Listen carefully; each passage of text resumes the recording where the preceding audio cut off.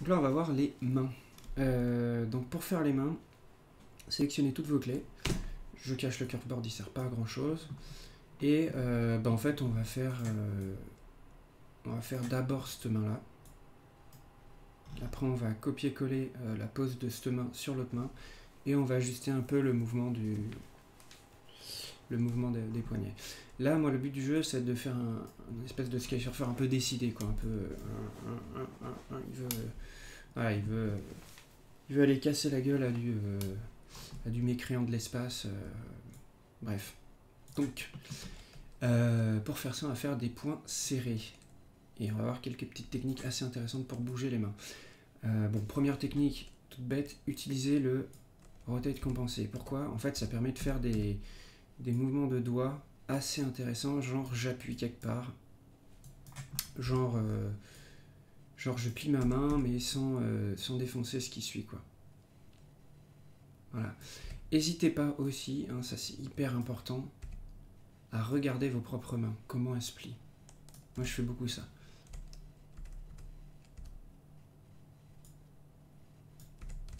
Voilà, quand je serre mon poing, moi je vois que ça fait une espèce d'escargot. Je regarde beaucoup le pli du coup de cette phalange là, ça c'est hyper important. Voilà.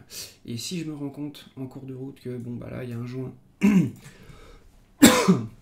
qui pourrait être placé plus par là, par exemple, là j'hésite pas, hein, je le chope et je le bouge. Vraiment, faut pas hésiter. Donc là je vais faire pareil pour les doigts suivants. Pour gagner du temps, je peux faire clic droit sur mon doigt, CTRL C, clic droit sur l'autre, CTRL V. En fait on peut le faire sur tous. Hein. Tac.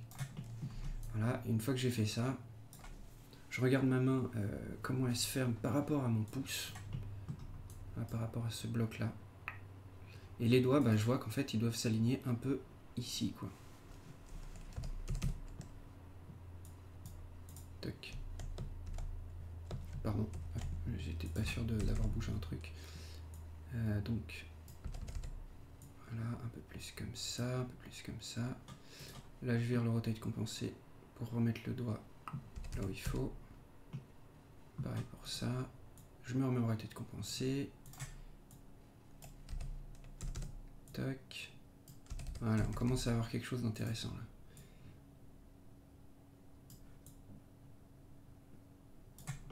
Voilà.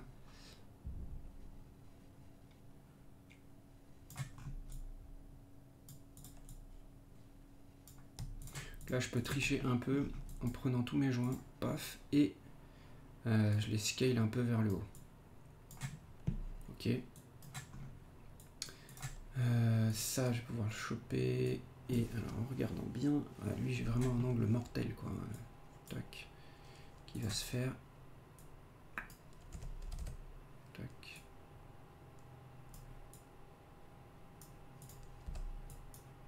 Voilà.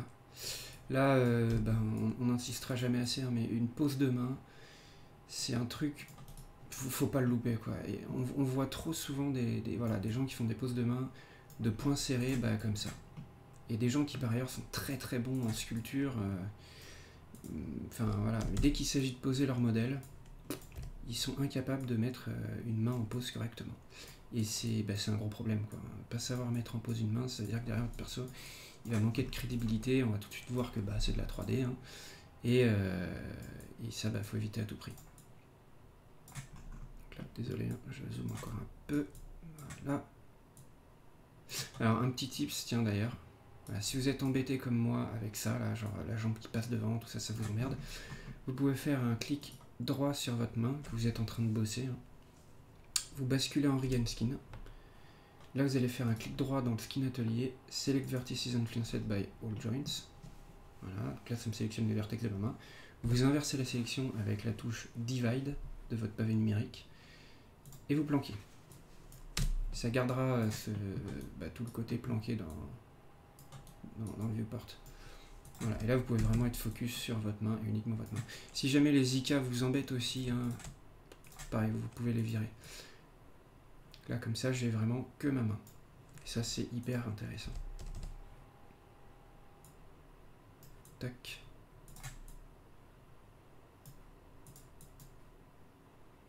Voilà, prenez bien le temps de la faire, hein, cette pause, elle est hyper importante.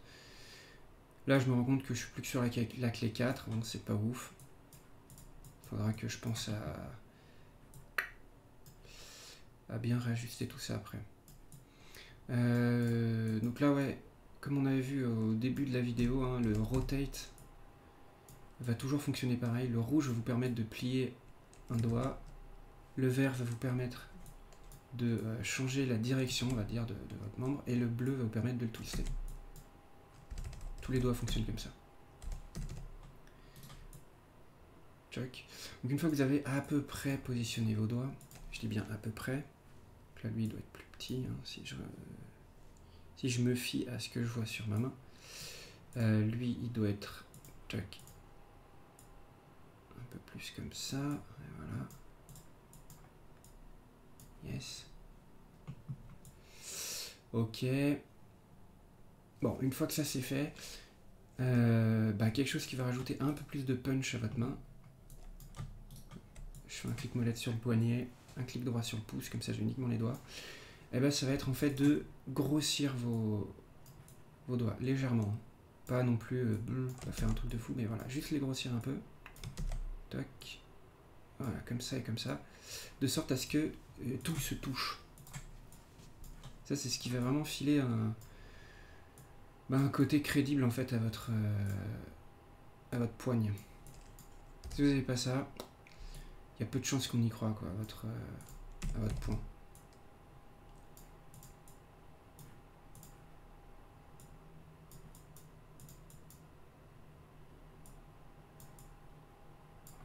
Ok, ça c'est vraiment si vous arrivez à faire ça, c'est juste génial quoi. Ça donne un côté vachement plus solide en fait à votre main. Le fait de gonfler les articulations, même si vous le faites avec votre main, votre propre main, vous allez voir que ça le fait un peu hein, aussi. C'est pour la bonne et simple raison qu'en fait vous allez accumuler la chair d'un doigt à l'autre et vous allez contracter vos muscles, ça va faire venir du sang dans chacun des petits membres de votre main, votre doigt, et du coup voilà, l'un dans l'autre ça va se gonfler, ça va prendre de la place. Toc. Voilà, donc là on est quasiment en train de sculpter une main. C'est vraiment, voyez-le comme comme de la sculpture.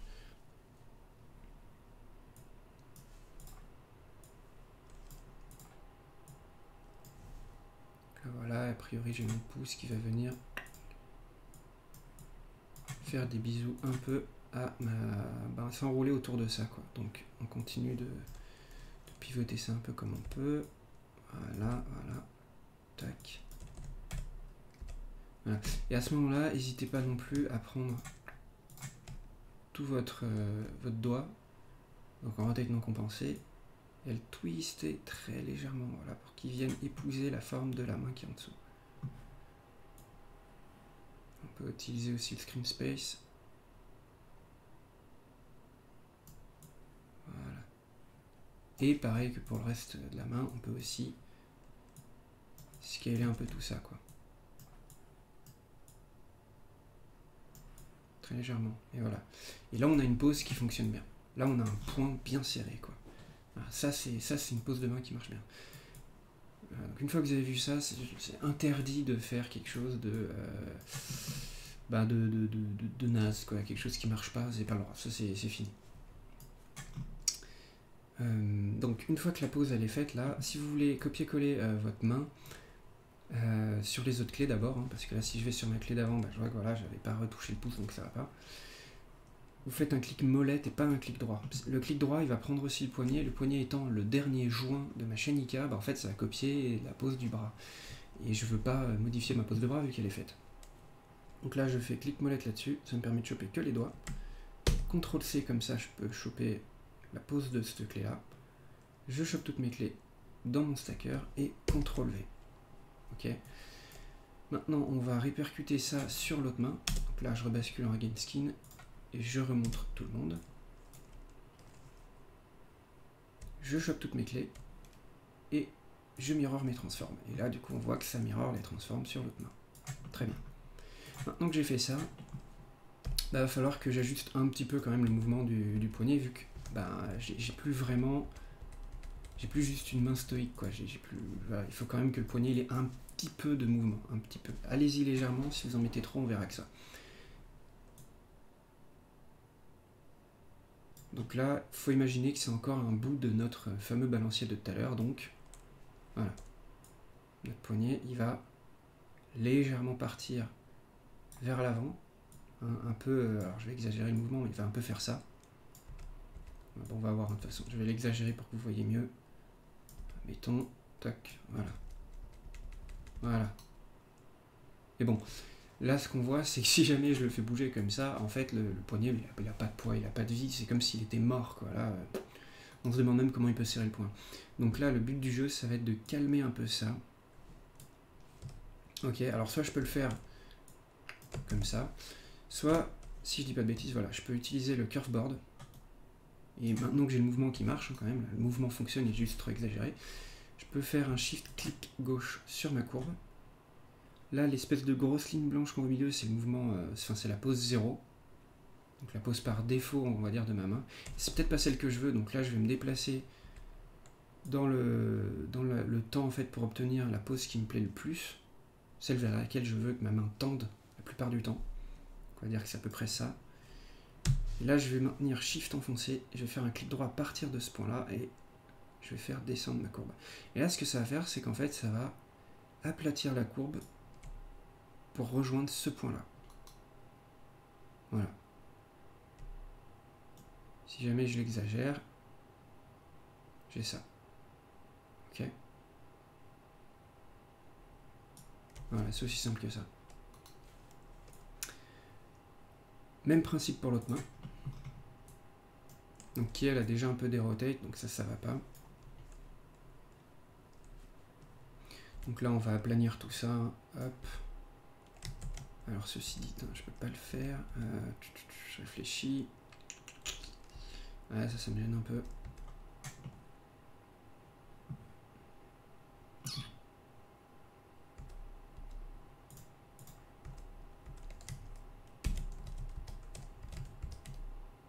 Ouais, c'est un peu dommage ça. Bon. Bah on va essayer de refaire un mouvement à partir de rien. C'est pas grave. Enfin à partir de quelque chose qui est déjà existant. Bon, donc là, même principe que le balancier de tout à l'heure. Le bras est en train d'aller en avant, donc le poignet il suit pas. Là le poignet il va en l'air. Et il redescend. Tac. Et voilà, bon, je vous avoue que la pose latérale comme ça, on a l'impression qu'il fait autre chose avec sa main, mais c'est pas grave.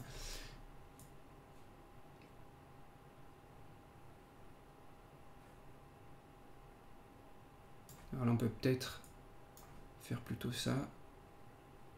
Voilà. C'est déjà plus crédible. La main elle part toujours beaucoup trop loin, donc là hop, on chope notre courbe verte. On regarde à peu près la pose qui nous intéresse, qui doit être à peu près par là. Hein. Et on calme. On peut le faire pendant un play hein, d'ailleurs.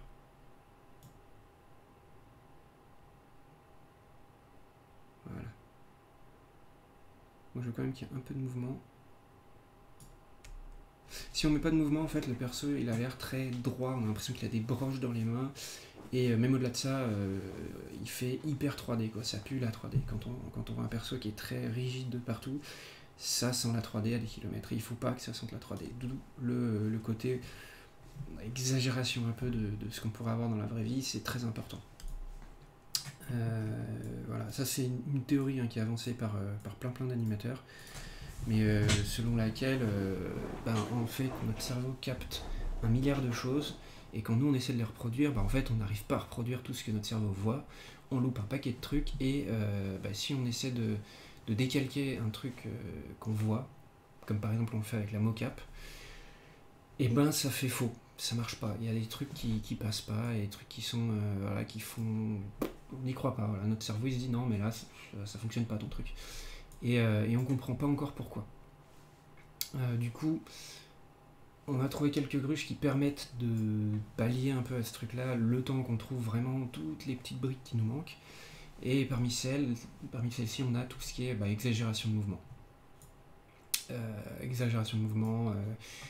Ça va passer par voilà, essayer de vraiment avoir que des courbes tout le temps, essayer d'avoir quelque chose qui va vraiment pas rester au même endroit, qui va pas rester figé, qui va se déformer un peu plus. Voilà, toutes ces petites choses, et ça va donner de la crédibilité au mouvement. Voilà. Et le seul truc qu'on a vraiment trouvé pour restituer le mouvement proprement, bah, c'est filmer quelqu'un en fait. On n'a rien de mieux.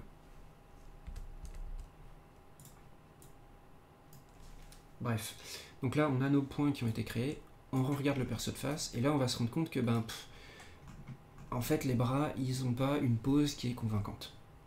Ils ont clairement pas une pose qui est convaincante. Moi quand je marche et que je suis énervé, je vais avoir quand même les bras un petit peu plus écartés, un peu plus en mode bourrin. Donc on va retaper la pose de ces bras. Je vais afficher mes IK, tac. Donc pour ce faire, on prend toutes les clés. Là, on peut prendre... alors, si on prend une IK et on essaie de déformer un peu ça, voilà. Je peux me mettre en World, tac. Tac, local, si je fais ça, voilà, ça va écarter un peu les bras. Pas encore suffisant, bon. Donc là, on va mettre un peu plus les mains comme ça.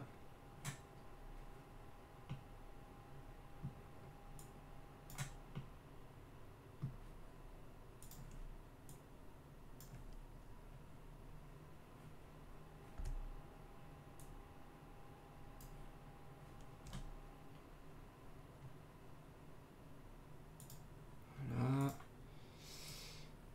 Là, lui, je vais le vouloir un peu plus comme ça.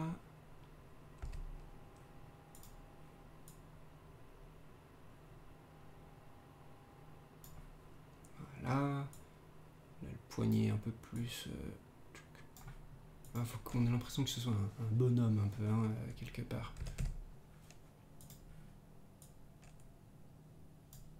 Voilà.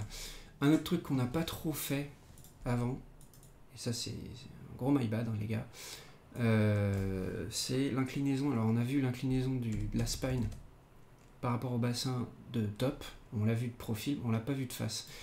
Et en fait c'est la même chose, hein. Il faut que votre perso, de la même manière que votre bassin va ramer pour, va traîner plutôt vers le bas parce qu'il est attiré par la jambe qui traîne vers le bas, et qu'il est poussé par celui qui va vers le haut, en fait le haut du torse il va être tiré vers le bas par le bras qui rebalance en arrière, qui se rebalance en arrière, et il va être poussé vers le haut vers celui qui est dynamique, qui est passé en avant, quoi.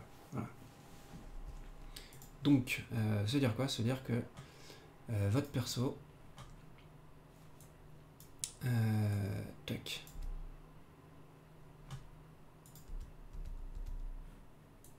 sur le bras qui va aller en avant, va falloir qu'il lève un peu le torse, quoi. Donc là on va faire en rotate compensé.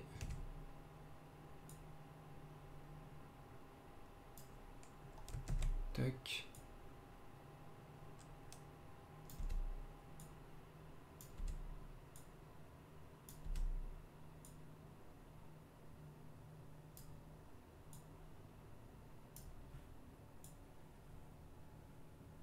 Voilà.